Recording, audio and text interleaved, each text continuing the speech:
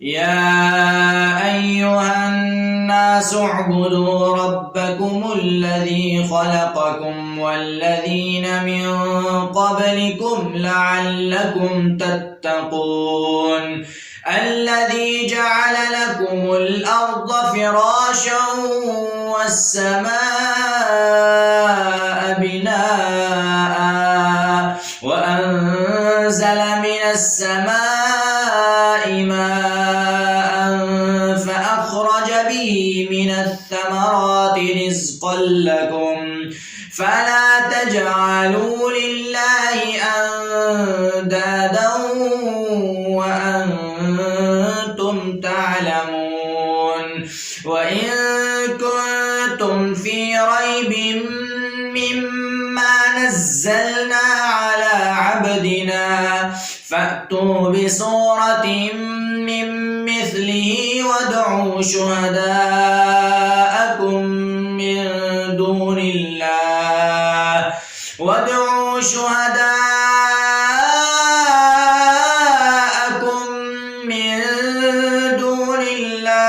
إن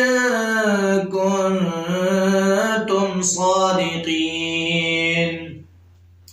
فإن لم تفعلوا ولن تفعلوا فاتقوا النار التي وقودها الناس والحجارة أعدت للكافرين وبشر الذين آمنوا وعملوا الصالحات أن لهم جنات تجري من تحتها الأنهار كلما رزقوا منها من ثمرة رزقا قالوا هذا الذي رزقنا من قبل وأتوا به متشابها ولهم فيها أزواج مطهرة وهم فيها خالدون إن الله لا يستحيي أن يضرب مثلا ما بعوضة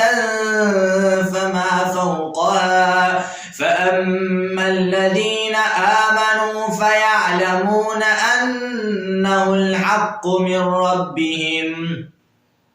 وأما الذين كفروا فيقولون ماذا أراد الله بهذا مثلا يضل به كثيرا ويهدي به كثيرا وما يضل به إلا الفاسقين الذين ينقضون عهد الله من بعد ميثاقه ويقطعون ما أمر الله به أن يوصل ويفسدون في الأرض أولئك هم الخاسرون كيف تكفرون بالله وكنتم أمواتا فأحياكم ثم يميتكم ثم يحييكم ثم إليه ترجعون هو الذي خلق لكم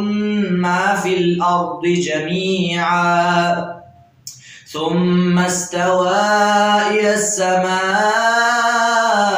فسواهن 7 سماوات وهو بكل شيء عليم